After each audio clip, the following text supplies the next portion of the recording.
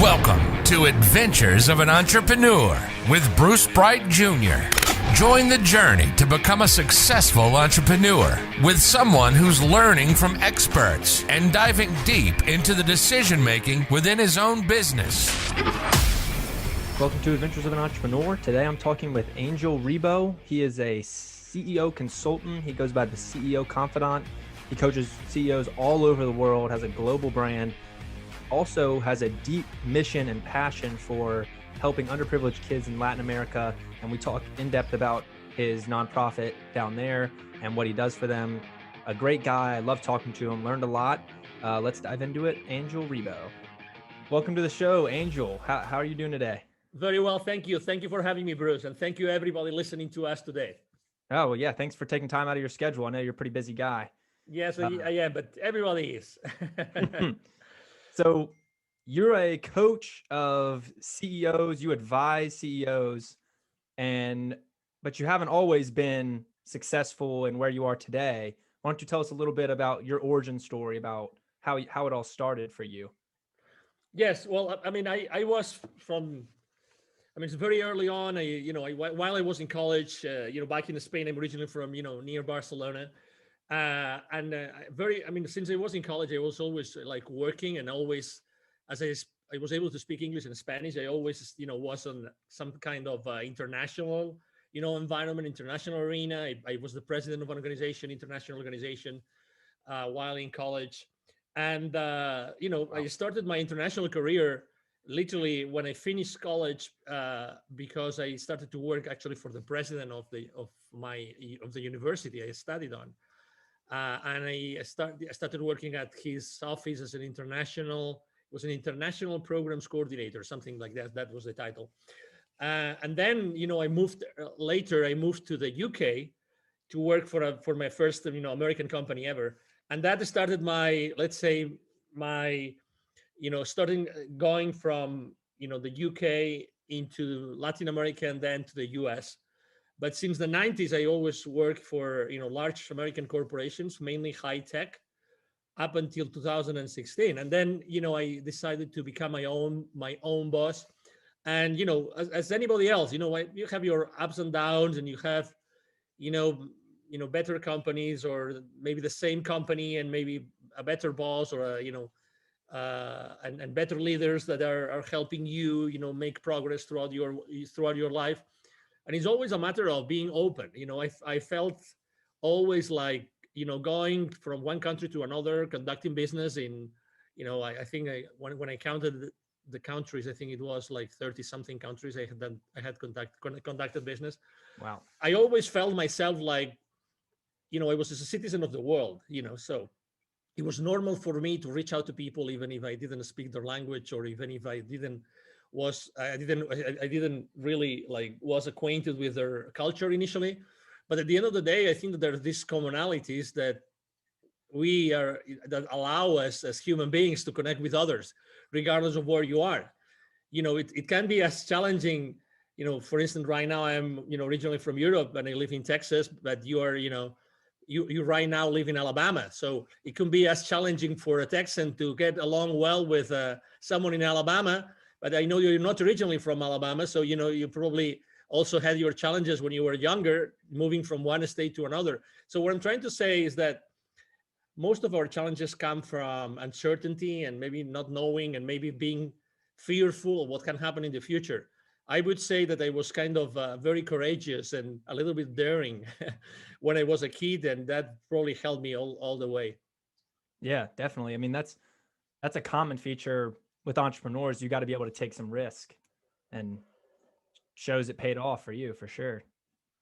Absolutely. Yeah. Risk. Yeah. I think risk is relative. Risk is not bad. Risk is not bad.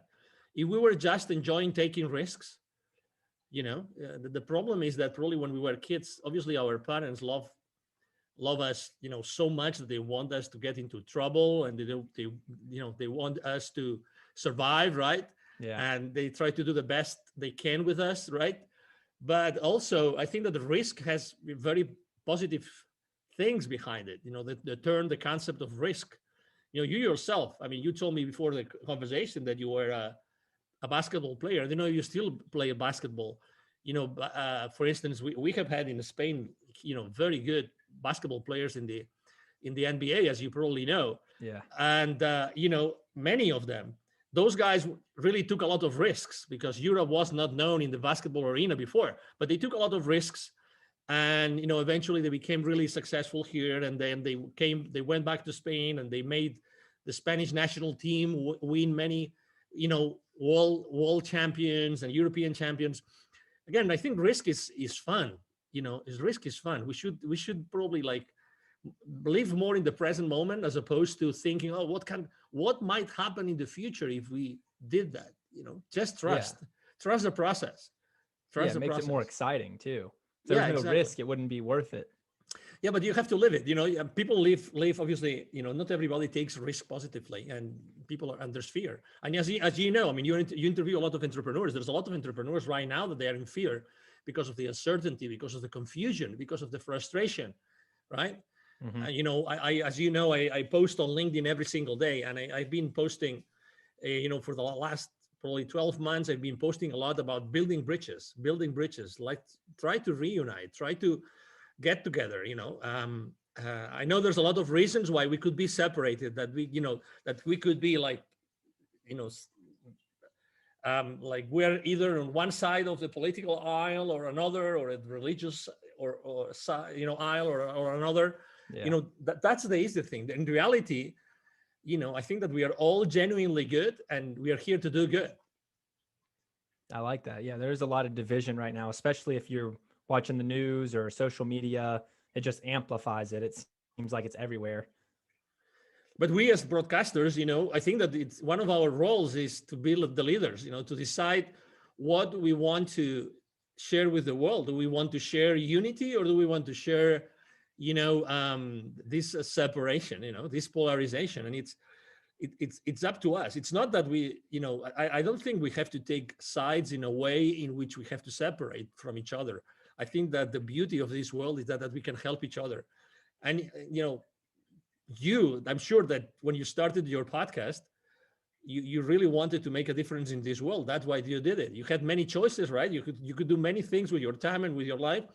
And you decided to be the amplifier, right? You decided to be the conduit of, the experience of other people, so that you can help your audience. Yeah. You had choices, and you took this route. So I think that we are in a position of responsibility. This interview is going to be watched and listened to in many platforms, right? Yep. And some people will resonate with the message. And I think that, it's our role to help as much as we can to make this world a better place. I love that. I think you're perfect. I think you're right. Let's talk about your business, a little bit about what you do. Can you explain? Yes. What you do and how you started it? Yes. So I started it in 2016. I started my own consulting firm. So basically, as you very well said, my brand is the CEO Confidant. And the reason why it's called like this, it's because when I started my own business, actually, I didn't call myself the CEO Confidant right away. I just started to, analyze and think about what I had done in my life. How many companies I had helped, what kind of people had interactions inside those companies, where those companies were. And I realized that I had done a lot of work with a lot of corporations, mainly talking to the high level executives in those corporations. And that's why what I do today, as the CEO Confidant, what we do, because we are a team, what we do is we help both corporate CEOs and established entrepreneurs to bridge the gap globally for expansion and exposure. We strongly believe that going global, going international is a great way to accelerate the growth of your business. That's what I think, and that's what we do. I mean, it makes sense. The broader your audience, the more money you can make. Yeah, obviously you have to make you have to do your homework, right? But sometimes there's two blind spots I think I would like to share with you and with your audience. Number one, sure. What you just said is so true. But sometimes we think that just being on the internet, and maybe we think that just being in the internet, everybody in the world is going to see us. And that's not true. Culturally speaking, it's not the same. Even if you're trying to speak to to a British, or you're trying to speak to an Australian, it's the same language, or a South African, it's the same language, but there's certain things that you should know, you should be aware of before you talk to them. That's something I strongly believe. And second, it's true that the broader your audience, but also you have to customize, you have to localize your offer. Whatever it is that you offer, you have to make it, you have to adapt it to the new, let's say, requirements, needs, or even constraints of the users, or of the potential clients in the area where you want to expand. So it has to be done wisely. So you have to know exactly how to do it and what are your priorities. But yes, I think that we have been shown, regardless of the pain and the fear that a lot of people are going through right now, they have been going through for the last year.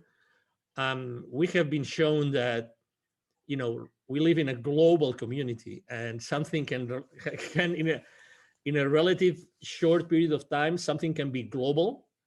Yeah. and can actually spread to the 7.5 billion people in the world, right? Like this, with the snap of been shown this year. Exactly, with the snap of a finger. So that means that we live in a global environment, and we can definitely help each other. And there's many opportunities out there. We just have to focus on achieving, certain results, and just make sure that you do the right things.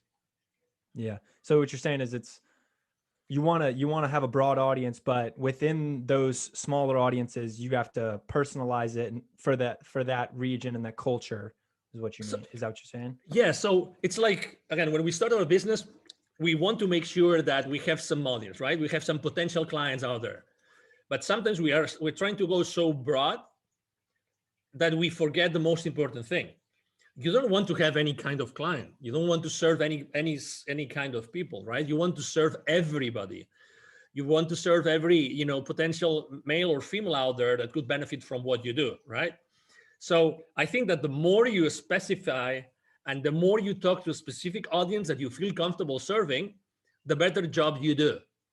So imagine that you want to expand your business. Imagine that you're proficient in Spanish, or you have someone on your team that can help you localize your practice, whatever that is, your services. So if you want to go out there, I think that you will want to be speaking to that audience the way that you want them to listen to you. Okay, it's not just going broad and talk to everybody. Let's say you want to go, to Colombia, right, in South America. So you want to speak specifically to the people in Colombia that you want to serve. You don't want to serve everybody. You want to serve certain people that have certain requirements or certain needs or certain wants, right? So you have to be very specific. That's why I think that, yes, it's good to go global, but you have to be specific. You have to talk. And sometimes, again, we are fearful of being very specific and niche down a lot because we think that we might lose clients, but it's the other way around. The more specific we are, the more we are able to talk to what people really want. I think the better it's going to go in an international, let's say, expansion, strategy or initiative that we might want to engage with. That makes sense. Mm-hmm. Yeah. So you speak Spanish and English? Yes.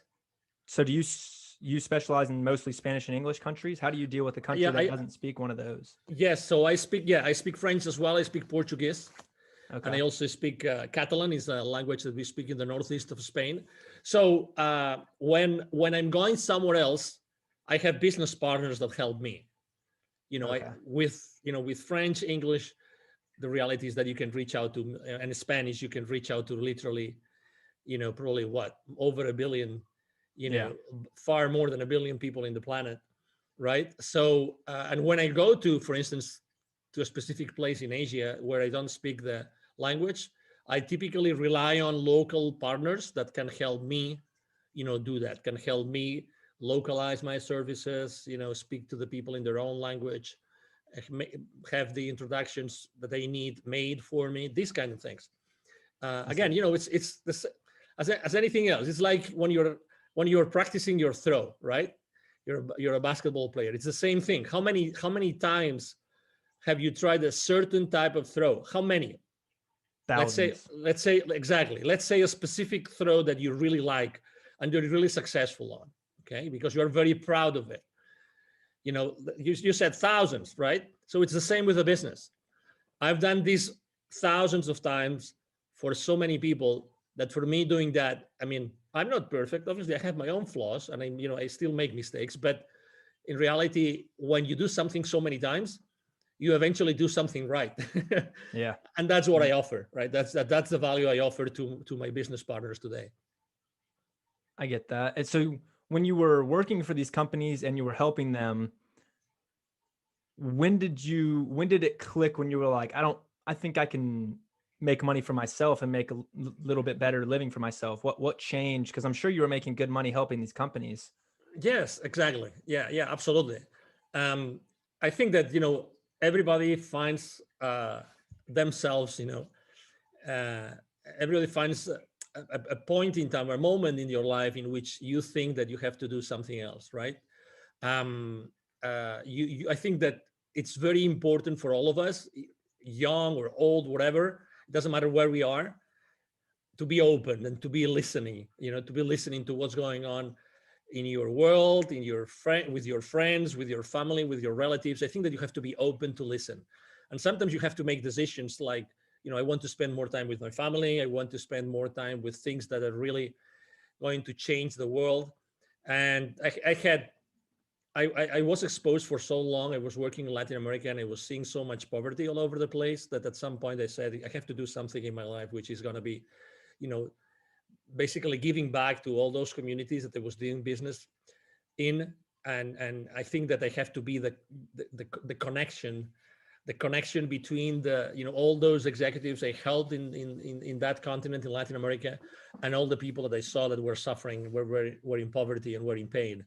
And I think that was the trigger, the need to give back, the need to go back to the world, in this case Latin America. And as you know, you've seen on my resume or on my bio that I created, or we created together with two other executives, we created Wisdom for Kids, the foundation that we help underprivileged kids in Latin America become entrepreneurs using the local resources. So I had helped so many entrepreneurs, and I had also helped so many companies that we decided, all three, we're three co-founders, we decided to start Wisdom for Kids and to start giving back. I would say that was one of the reasons.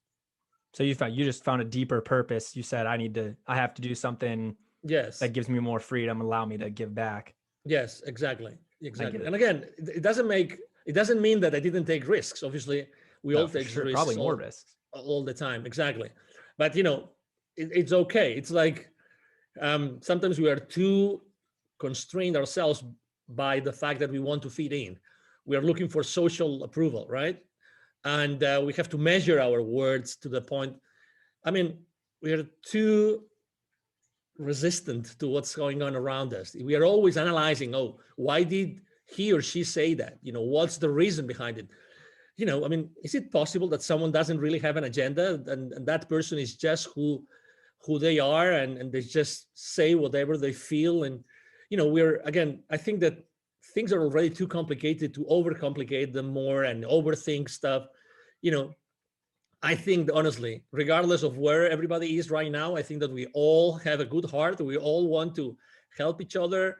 And and even if we burned some bridges last year, because it was a tough year for everybody, we always can rebuild those bridges, and we always can do a better job as a community. And I really think that, again, as I said before, your role as a broadcaster right now, it's really, really important.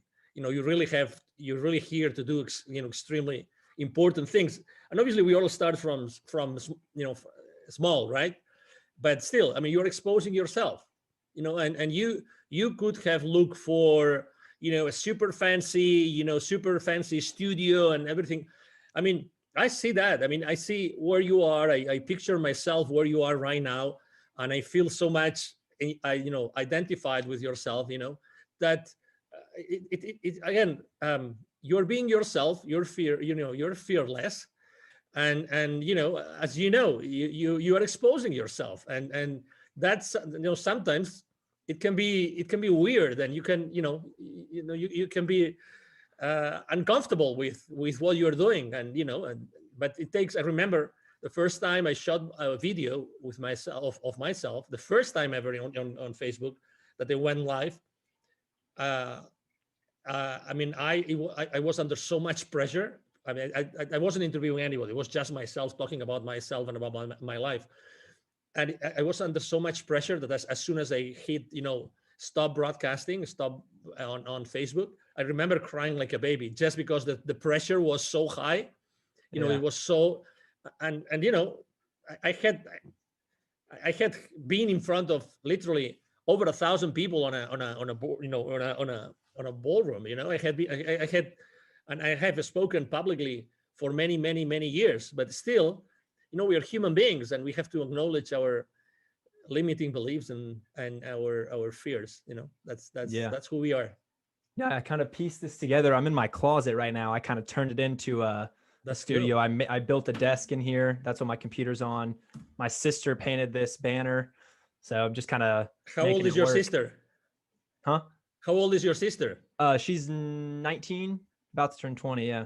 Awesome. So she's in college too, but yeah, I asked her to paint me something and she knocked it out. You see how simple it is? I mean, you're a great example, Bruce. You're a great, great, great example of what we should all be doing.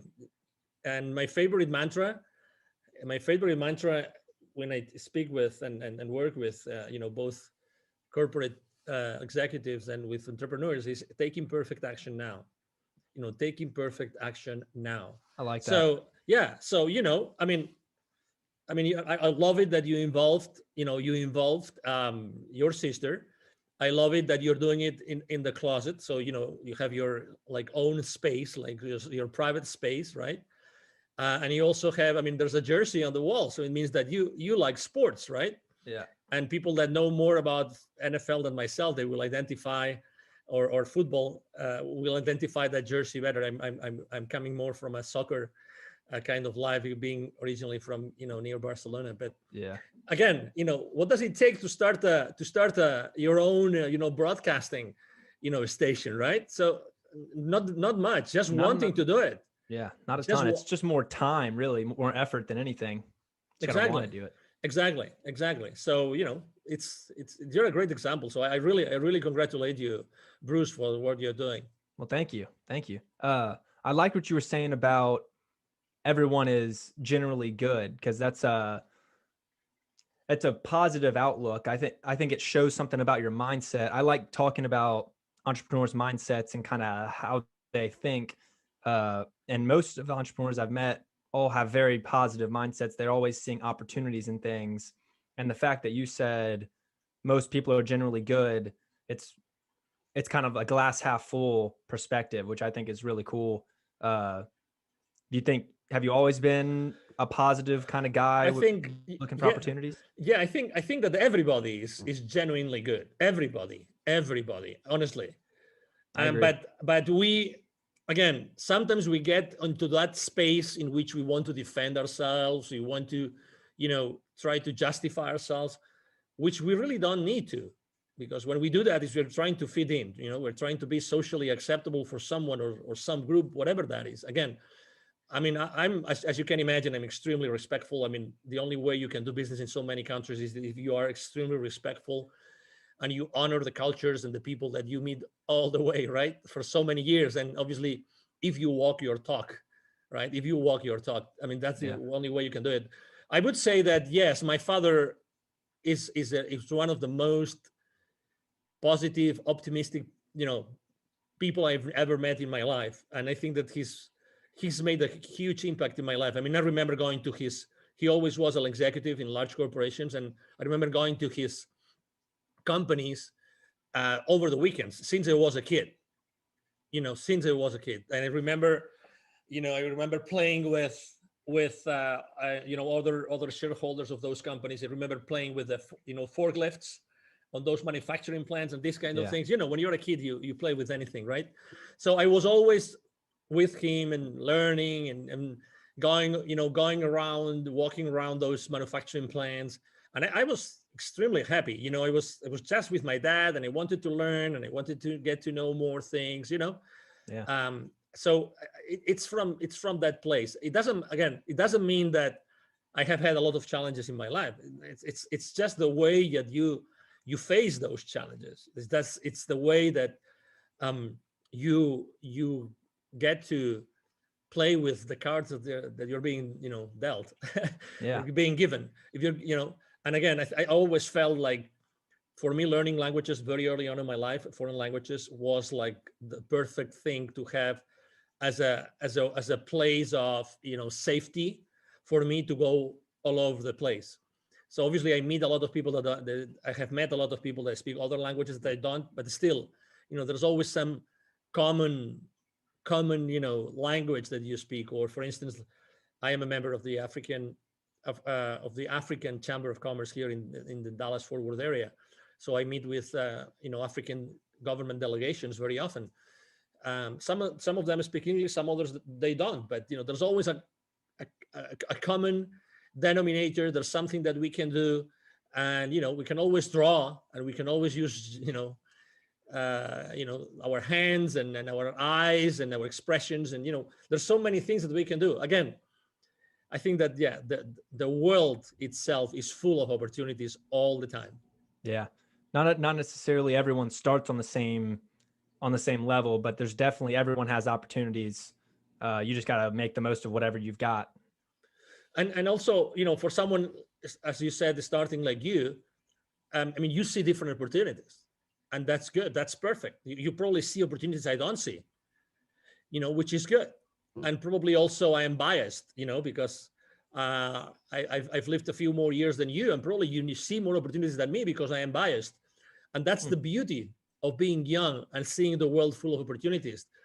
That as you are not as biased as I am, just because of my age, right? Yeah. Of my experience, you probably are going to take fights, like good fights that wouldn't take. That's the beauty, and one of those fights is probably podcasting, and that's awesome. And you will be exposed to great knowledge, to great people. You are yourself opening to opportunities. And even myself, I could, when my team was supporting me and interacting with you when we were trying to set this interview up, again, my team could have said, no. This guy doesn't have an audience, he just started. And you know what my favorite answer is? When sometimes they tell me this, I tell them, so what? So what? So what? So what if, Bruce's podcast episode with me, there's someone listening to that episode and they learn something, and I humbly teaching something to someone, so what? Who knows who's going to listen to this episode today, Bruce? Again, so I think that the so what attitude is also a way to see the world full of opportunities. And we're going back to the same place, so what? So what? A lot of people say a lot of things, but so what? Start using that. Start using the so what, so what? Yeah, I like that. Yeah, it's really eye-opening. So what? Okay, so tell me what you mean by saying that. So what? So he has a very short audience or a small audience. So what? Yeah. What if he has 1 million followers in a couple of years? And he still has this episode up, or so what? Yeah. Again, I like to spend time with people that really trust in themselves. Awesome. Well, I appreciate it. No, of course. Let's go back to Wisdom for Kids. Why don't you talk a little bit about what y'all do? Because you said you helped a ton of Latin American kids so far. What exactly do y'all do? Yeah, so basically, there's, just to put a little bit of context here, in Latin America, in 2012, there were about 170 million kids in Latin America, okay? Of these 170 million kids, 81 million kids were living in poverty, all right? Wow. So picture this, 81 million kids living in poverty. Of these 81 million, 22 do not have access to drinking water.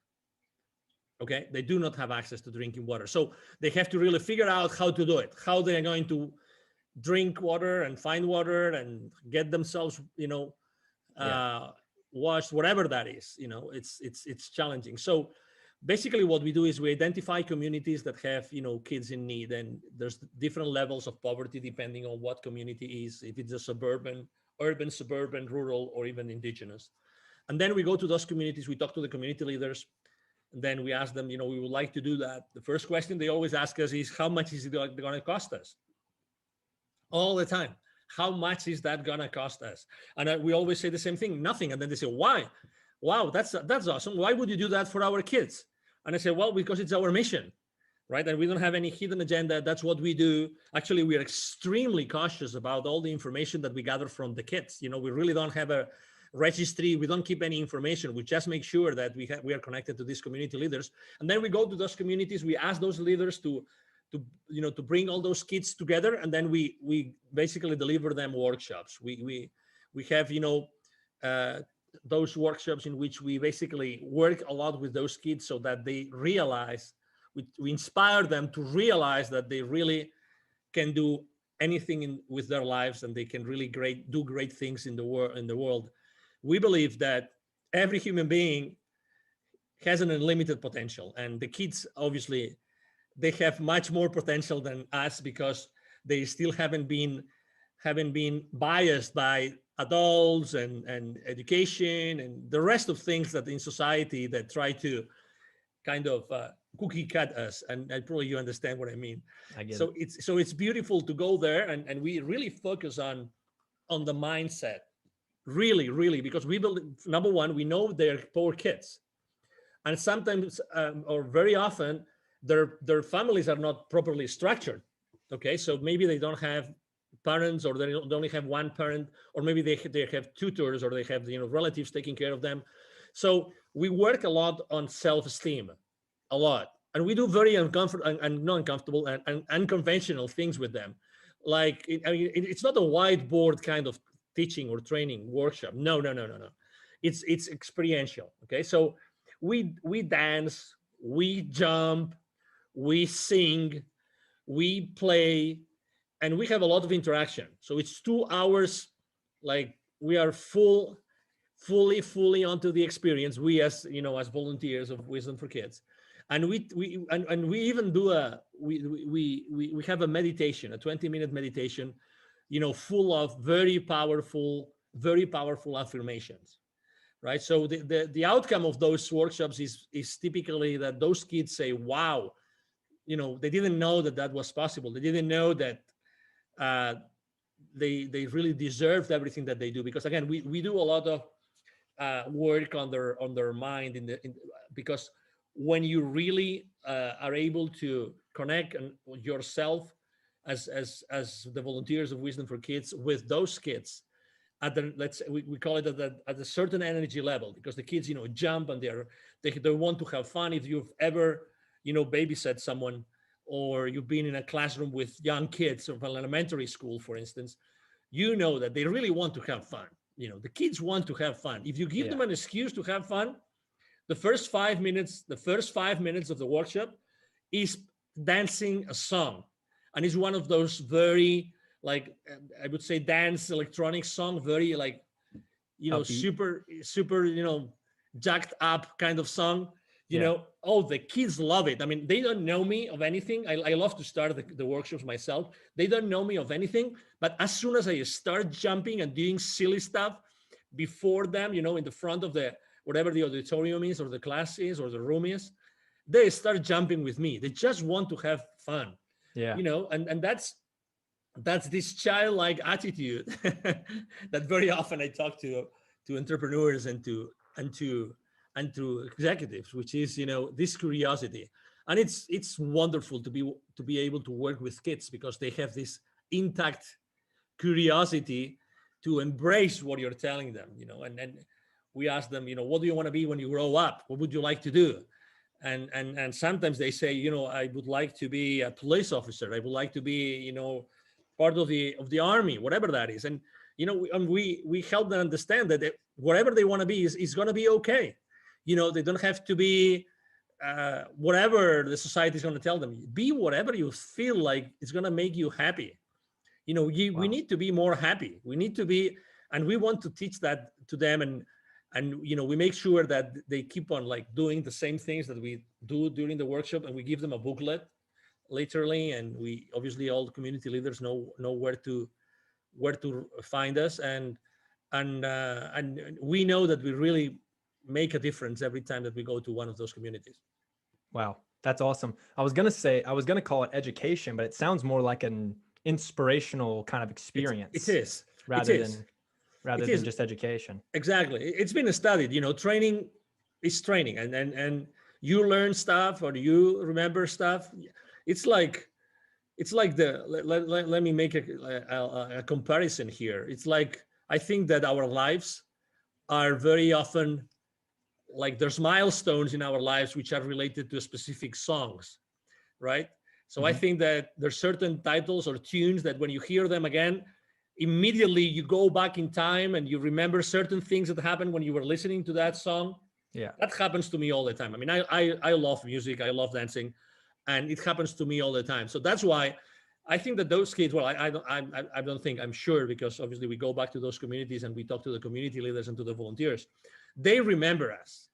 They remember us. They see us when we go back to the community and then remember that they had a blast with us, because they will never forget that experience. They never had that experience before.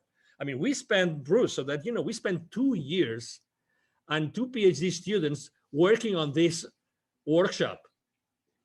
I mean, two PhD students in the educational arena, right? So there was one of our founders is a professor, he's a former professor of actually two different colleges in Mexico, and he taught thousands of teachers. So right now there's thousands of teachers in Latin America that were educated by this gentleman. Yeah. So, and he has like 70 plus textbooks right now being used.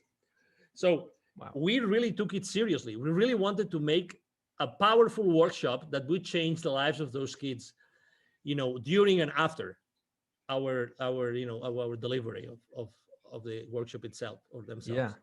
And where do y'all get these volunteers? Are these Yeah, local they can go volunteers, or to. do you bring them from America? Actually, they can. I mean, we receive requests, all the time. If you go to wisdomforkids.today, wisdomforkids.today, there's a place where you can actually sign up as a volunteer. Wisdomforkids.today, and that's where we get our volunteers. Obviously, also the word of mouth.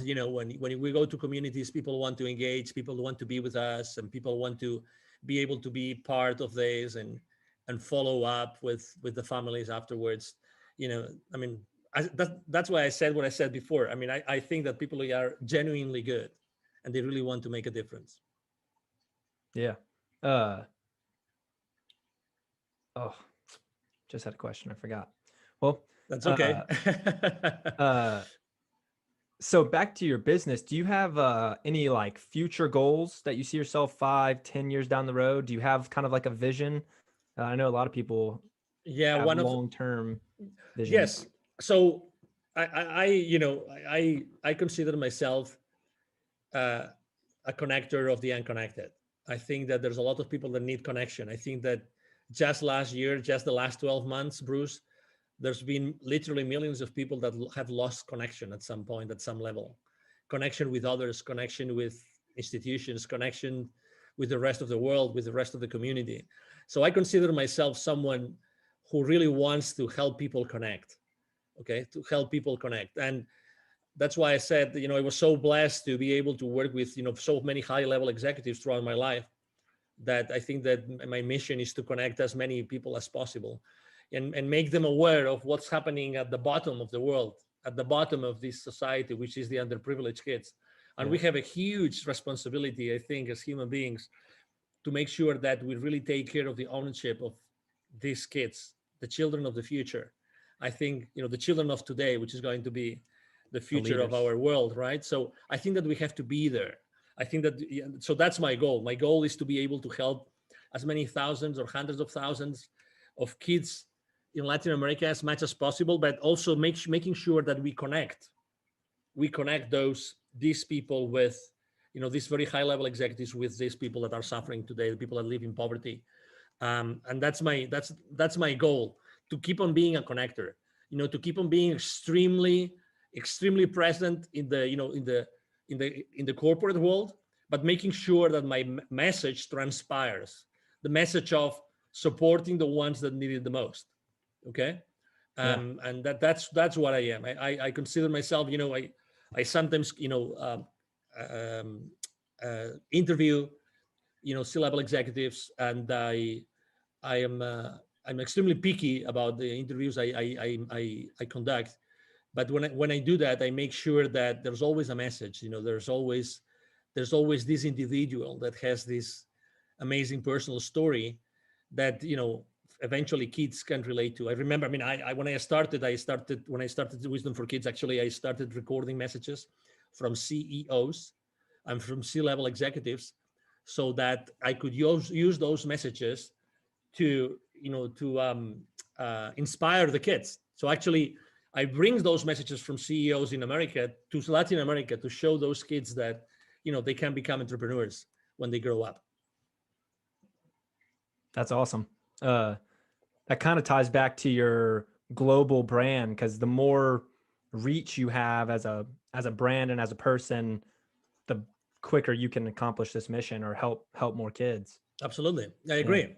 Yeah, I totally agree. I mean, I couldn't agree more. It's like, again, I my exposure, my impact, my influence is just it's just to it's just a conduit for being able to help the most underprivileged be inspired by the most enlightened, or the most empowered, or the ones that really have powerful messages, or the ones that have accomplished so much in the world today. That's why, again, my presence in the corporate world is so strong, because I want to nurture all those relationships so that we can all together reach out to the most underprivileged, but together. Yeah, I love that. I like talking to people with a deeper purpose, and that you clearly have a really admirable one. Thank you. I also ask this. I usually ask all the people I interview this because it's interesting to me. Do you have a morning or night routine that you kind of stick to? Because I've found that most entrepreneurs they're like really rigid in their morning routine. They wake up and they do the same thing, kind of. Do you have one of those, or? Well, I have affirmations. Um, I have to say, I used to. So depending on the, I mean, number one, I really don't want to be hard on myself. Okay, so everything I do is fine, and I am very compassionate with myself, because otherwise, there's so many things going on in my life, and I have kids, and I have to take care of the kids and the family and the business and my clients and my team and everything, right? So that's the first thing I would like to say. So I mean, there's things I do, and I do consistently, and there's other things that I do from time to time. So, for instance, I have my favorite affirmations. I have my favorite YouTube channels that I follow. That I have my favorite videos that I play in the morning. I have my favorite things I journal on, and that's what I feed my my brain, and what I feed my being. Yeah. I meditate every single morning, and I have a meditation group that I meditate every single morning. I've been meditating with them for the last 1,100 something days, literally. Wow. Every single morning. We are a group of 9 people from many different places, and we follow a practice which is called the intention experiment, which was intention experiment, which is actually inspired by a book called the same way, in the Intention Experiment, by Lynn McTaggart. Which every week we intend for something different, and it's actually one of the anchors of my day. You were asking for this, so yeah. I think that it's really nice to start the day in a place where you are actually giving yourself, for others, and intending for something. We intend for something good every single week, and it's a nice way to start the day. Awesome. Yeah, I asked that because I usually try to pick up a few and try them. So I've been taking cold showers every day, and that's terrible, but I've been doing it for like a week now. I wake up at 6 a.m. every day now for like the past month or month and a half.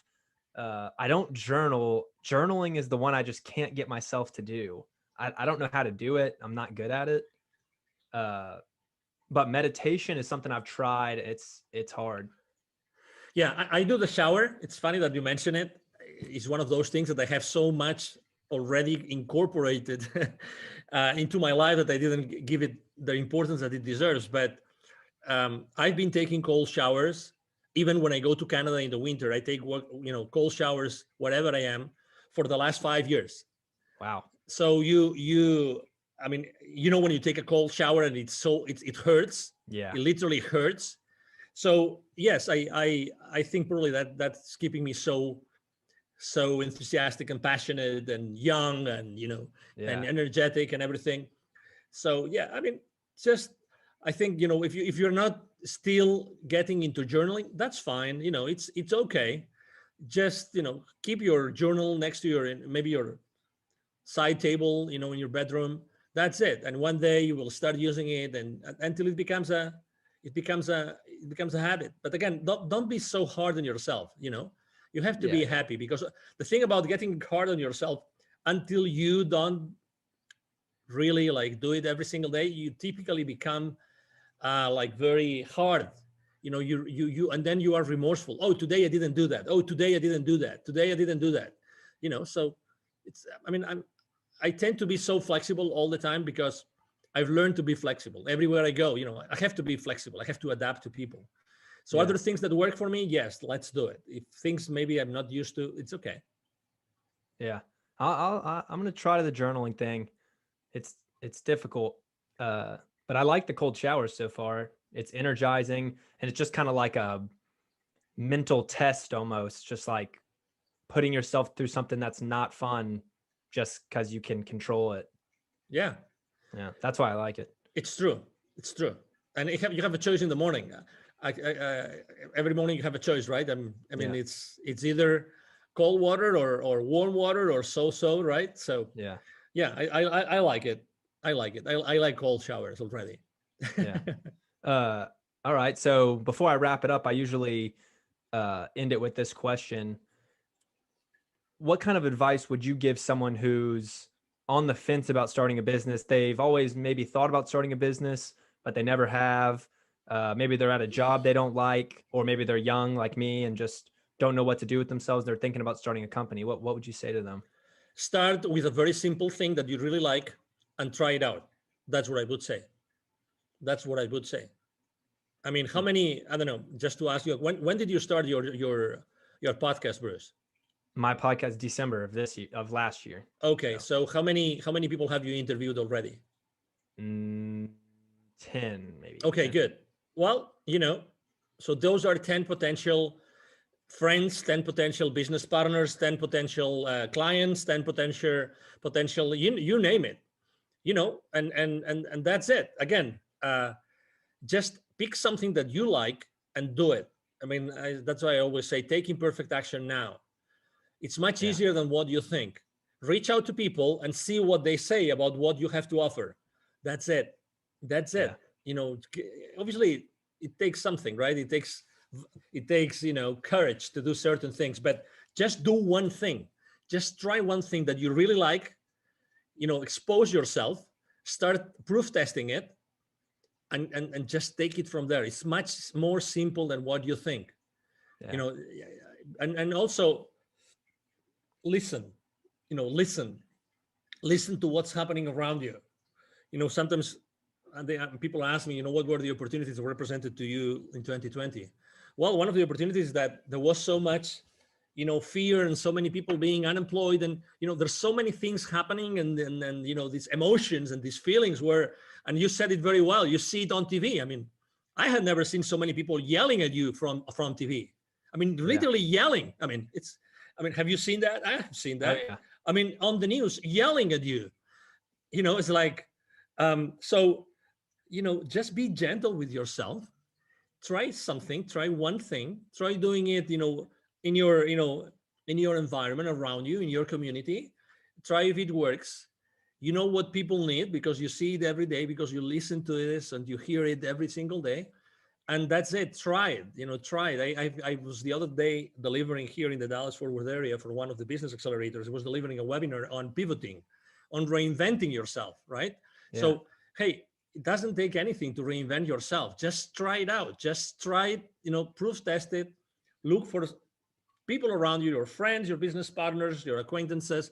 Ask for references, ask for people that you would like to talk to, and eventually you will be delivering so much value that you will be able to charge for it. Yeah. So don't be hard on yourself. Start somewhere and start giving away value.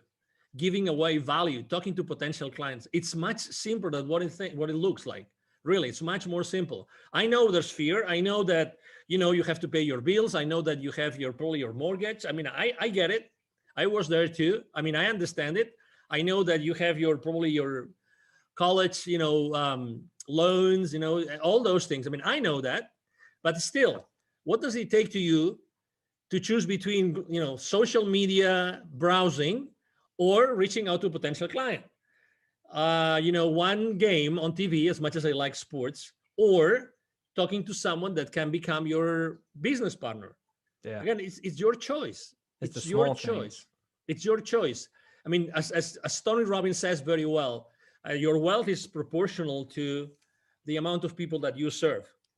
So start serving people. Start to serve people around you, and you will find the solution. You will find the answer that you're looking for.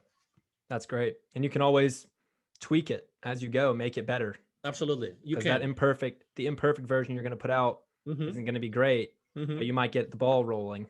Yes, exactly. Yeah, great.